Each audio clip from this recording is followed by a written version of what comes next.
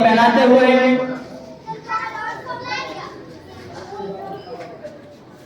आदरणीय स्टेट के राजा को पहनाते उनका सम्मान करते हुए आदरणीय लेखपाल तमाम राजपूत सरदारी गांवबाता आदरणीय जी को तलवार भेंट करते हुए राजपूत समाज बाता राजपूताना परिवार बाता की ओर से ये शेर सिंह राणा जी का मान सम्मान किया जा रहा है। तमाम राजपूताना परिवार के प्रतिनिधि आदरणीय शेर सिंह राणा जी का स्वागत करते हुए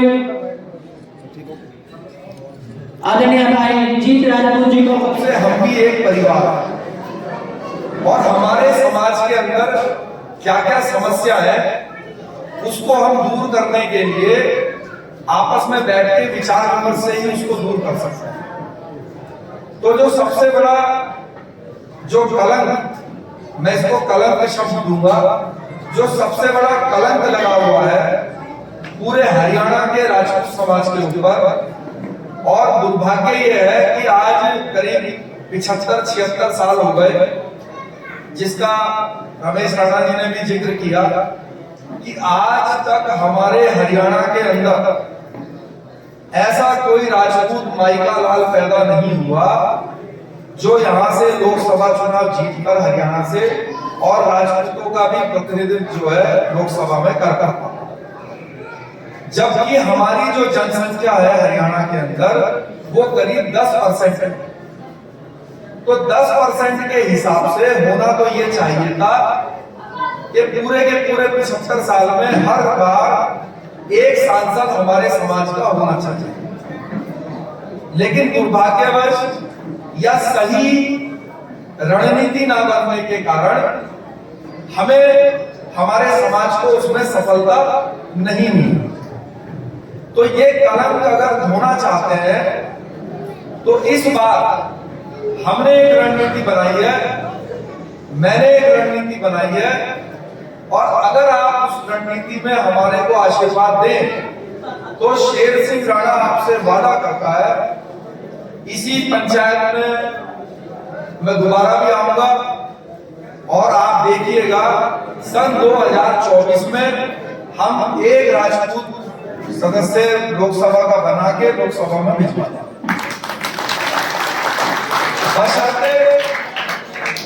बशर्ते आपको उस रणनीति में अपना आशीर्वाद हमें देना होगा, क्योंकि देखिए बिना आशीर्वाद के अब ये लोकतंत्र है। अब ये भाई ने मुझे तलवार दी, अब भाई अगर होता राजतंत्र 1947 से पहले का तो इस तलवार से 10 के 10 सांसद बनाते थे, एक तो दूर की बात है, ये तो राजपूत कर सकते थे और किया इन्होंने। हजारों वर्षों तक देश की सत्ता पे आसन रहे। जिस समय तलवारों के दम पे सत्ता प्राप्त होती थी तो सब लोगों को मालूम है, पूरे दुनिया को मालूम है कि क्षत्रिय समाज ने सत्ता हासिल की। लेकिन लोकतंत्र में तो ये जो तलवार है इससे राजा बनना तो बहुत दूर की बात है, देश का राजा बनना तो बहुत दूर की बात है। इससे तो आप जो है गांव का सरपंच भी नहीं बन सकते हैं। मैं बाता में ये तलवार लेके घूमने लग जाऊं तो क्या गांव का सरपंच बन जाएगा? कोई नहीं बन सकता।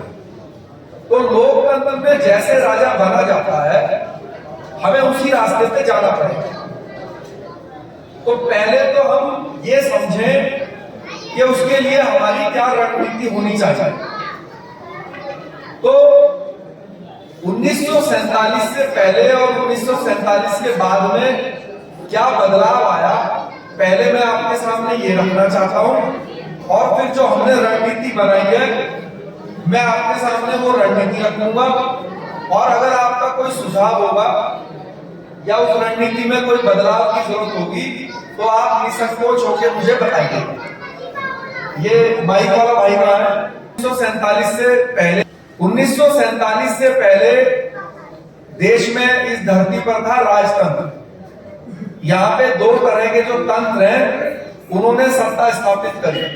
एक था राजतंत्र और 1947 के बाद बना लोकतंत्र।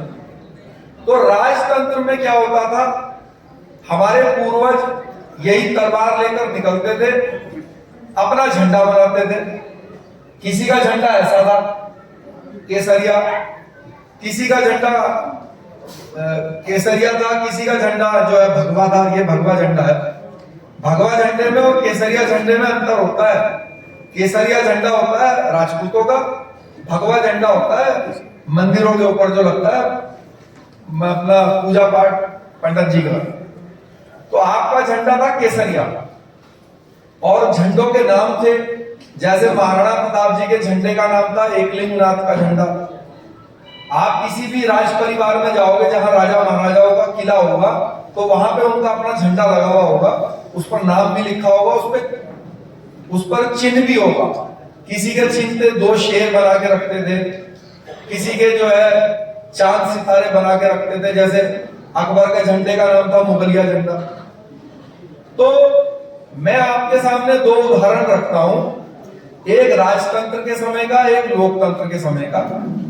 मेरा ऐसा मानना है कि आपके जो आज के समय के जो हमारे युवा हैं या जो हमारे जो पिताजी थे और जो हमारे बाबा जी थे, ये जो तीन पीढ़ियां गई हैं, ना तो इनकी बुद्धि में कोई कमी है, ना तो ताकत में कोई कमी है, सिर्फ एक ही जगह पर कमी हुई। वो कमी ये है कि हमने अपने पूर्वजों की तरह ऐसे झंडे नहीं बनाए, और इस झंडे के ना बनाने के कारण जो समाज हजारों वर्षों तक राजा रहा, राज करता रहा, मात्र 75-76 साल में उसकी हालत ऐसी हो गई है कि वो राजा से रंग बनने की तरफ है। जो दूसरों के अधिकारों की रक्षा करता था, जैसे कि भाई ने बताया कि भाई क्षत्रियों का काम होता है 36 बिरादरी की रक्षा करना, तो जो दूसरों की रक्षा करता था, जो दूसरों का रक्षक था, उसकी स्थिति ये हो गई कि वो आज अपनी ही रक्षा नहीं कर सकता। आज उसको कई मोड़ पर बेइज्जत किया जाता है। अनेक मुद्दे आज भी चल रहे हैं जिसमें दूसरे लोग जो है गाली दे रहे हैं, उनके साथ बदतमीजी कर रहे हैं, आपके पूर्वजों के। लेकिन मैं आपको एक उदाहरण देता हूं उनके जीवन से, जिनका आपको सबको नाम भी पता है, सब उनके जीवन को जानते हैं। वो है हमारे सबके आदर्श वीर शिरोमणि महाराणा प्रताप। तो महाराणा प्रताप जी के जीवन की एक घटना बताता हूं जिससे कि आपको झंडे का जो कीमत है वो पता चले, उसका जो फायदा है वो पता चले। महाराणा प्रताप जी और अकबर के जब आपस में संबंध खराब हो गए तो अकबर ने अपने सेनापति, उनके सेनापति का नाम था हकीम खान, मान सिंह। तो मान सिंह जी को बुलाया और कहा, भाई मान सिंह जी, ऐसे ऐसे महाराणा प्रताप तो हमारी बात सुन नहीं रहा है और तुम जाओ और चित्तौड़ के ऊपर चढ़ाई करो। तो मान सिंह जी अपने साथ करीब 40,000 की सेना लेकर, जो कि राजपूत सैनिक थे उनके, क्योंकि मान सिंह जी भी जाति से राजपूती थे, तो राजपूत सैनिकों को लेकर वो चित्तौड़ की तरफ चल दिए। जब ये बात महाराणा प्रताप जी को पता चली तो उन्होंने भी अपने सेनापति को बुलाया। उनका सेनापति था हकीम खान, जो कि मुसलमान था, पठान था। तो उन्होंने कहा, हकीम खान, दिल्ली से सेना आ रही है और मैं आपको आदेश देता हूं कि आप जाइए और इनकी सेना को हल्दी घाटी पर ही पहले ही रोक दो। तो उन्होंने कहा, ठीक है जी। तो वो भी अपने साथ जो है 10,000 20,000 जो भी उनके पास सैनिक थे, मुसलमान सैनिक थे उनके, वो भी उनको लेकर जो है हल्दी घाटी में आ गए। अब एक तरफ 40,000 20,000 जो भी उनकी संख्या थी, एक तरफ 40,000 राजपूत सैनिक ऐसे मेरी तरह केसरिया पगड़ी लगा के और बोले जय श्री राम हर हर महादेव, दूसरी तरफ 20,000 मुसलमान पठान बोले अल्लाह अकबर। क्योंकि जब आदमी मारने मरने के लिए तैयार होता है तो अपने इष्ट देवताओं को याद करता है, तो वो भी अपने इष्ट देवताओं को याद करने, क्योंकि उनको पता है थोड़ी देर में युद्ध होएगा, मारना पड़ेगा, मरना भी पड़ेगा। तो मैं आपसे ये जानना चाहता हूं कि अगर उस समय बाता के अंदर जो मंदिर है, अगर आप लोग उस समय जीवित होते, जैसे आज आप यहां बैठे हो, अगर ऐसी स्थिति अभी बनती और उस समय आप होते तो आप किसके जीत के लिए प्रार्थना करते? एक तरफ 40,000 राजपूत है, दूसरी तरफ 20,000 मुसलमान है, तो आप भगवान से किसके लिए प्रार्थना करते कि हे ईश्वर ये युद्ध कौन जीतना चाहिए? 40,000 राजपूत जीतने चाहिए जिनमें कोई हमारा चाचा है, कोई भतीजा है, कोई भाई है, या फिर ये 20,000 मुसलमान जीतने चाहिए? कौन जीतना चाहिए बताओ भाई। अलग अलग जवाब हो सकते हैं इसके। कोई भाई सोचता होगा भाई हमारे राजपूत भाई जीतने चाहिए, और कोई ये सोचता होगा भाई मुसलमान जीतने चाहिए। तो हम दोनों को एक एक बार जीता हुआ मानते हैं और ये महसूस करते हैं कि किसके जीतने से हमारे बाता के लोगों के ऊपर क्या फर्क पड़ेगा। तो सबसे पहले हम जीता हुआ मानते हैं 40,000 राजपूत। तो 40,000 राजपूत जीत गए। अब जीतने के बाद जो है वो 40,000 राजपूत सैनिक जो है वो घोड़े पर बैठकर अंदर आए, जैसे आप मुझे गाड़ियों में बैठा के लाए। अब घोड़े पे बैठकर आए और मान लीजिए यही किला है। अब जीतने की निशानी क्या होगी कि जो सेना जीतेगी वो किले के ऊपर जाएगी और अपना झंडा फहरा देगी। तो वो 40,000 सैनिक आए और मान सिंह जी ऊपर गए सीढ़ी पे और जाके उन्होंने जीतने का झंडा चित्तौड़ के किले पर फहरा दिया। तो वो किसका झंडा फहराएंगे बताओ? किसका फहराएंगे? अकबर का।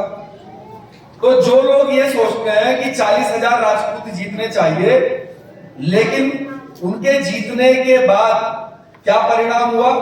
परिणाम ये हुआ कि जीत का झंडा किसका फहराया गया? अकबर का। क्यों फहराया गया? क्योंकि वो अकबर के झंडे के लिए लड़ाई करते थे, वो उनका सेनापति था। और अगर मुसलमान युद्ध जीत जाते, ये जो मैं आपसे बता रहा हूं ये कोई कहानी नहीं है, ये बिल्कुल सच्ची घटना है। उस युद्ध में हकीम खान मारा गया। अगर हकीम खान नहीं मरता और जीत जाता तो हकीम खान किले के ऊपर जाकर किसका झंडा फहराता? मारना पड़ता था। तो आप में से कितने लोग चाहते हैं कि भाई मुसलमान जीतने चाहिए? कितने लोग चाहते हैं? आप चाहते हो ना? किस लिए चाहते हो? क्योंकि वो जो मुसलमान है वो आपके झंडे को लेकर लड़ाई करते हैं। तो इस बात से हम क्या बात समझे? इस बात से हम ये बात समझे व्यक्ति की कभी जीत नहीं होती।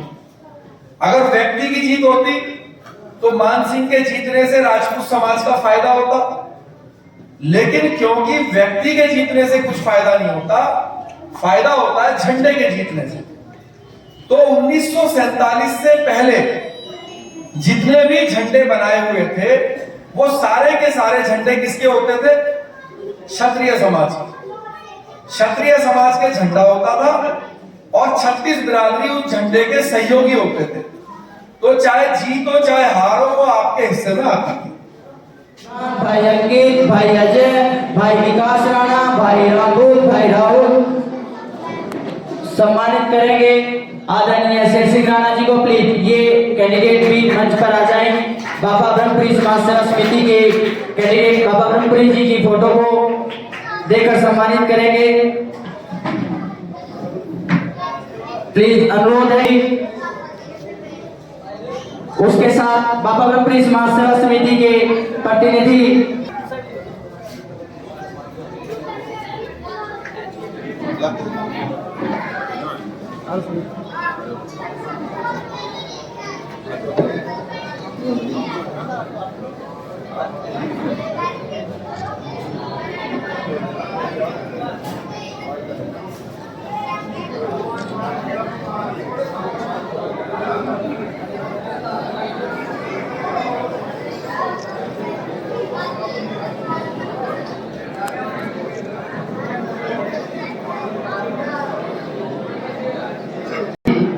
जसवंत राणा जी आदरणीय को सम्मानित कर रहे हैं।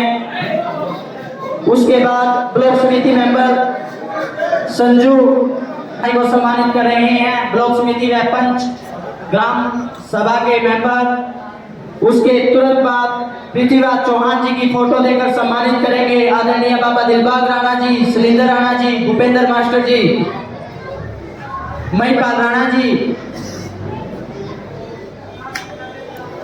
पृथ्वीराज चौहान जी की फोटो देकर सम्मानित करेंगे आदरणीय शैलेंद्र कलायत, भूपेंद्र कलायत, महिपाल दुमेड़ो, बाबा दिलबाग जी सम्मानित कर रहे हैं गांव के गणमान्य।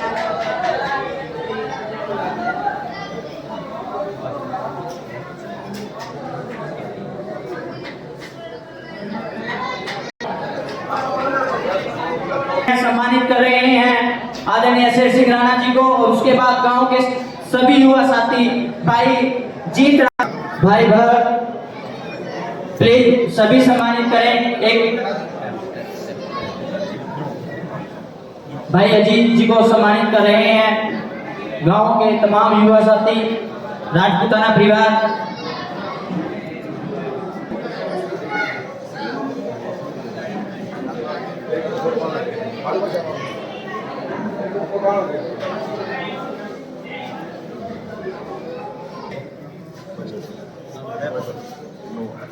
भाई रमेश राणा जी को और भाई शैलेंद्र कलायत को सम्मानित कर रहे हैं।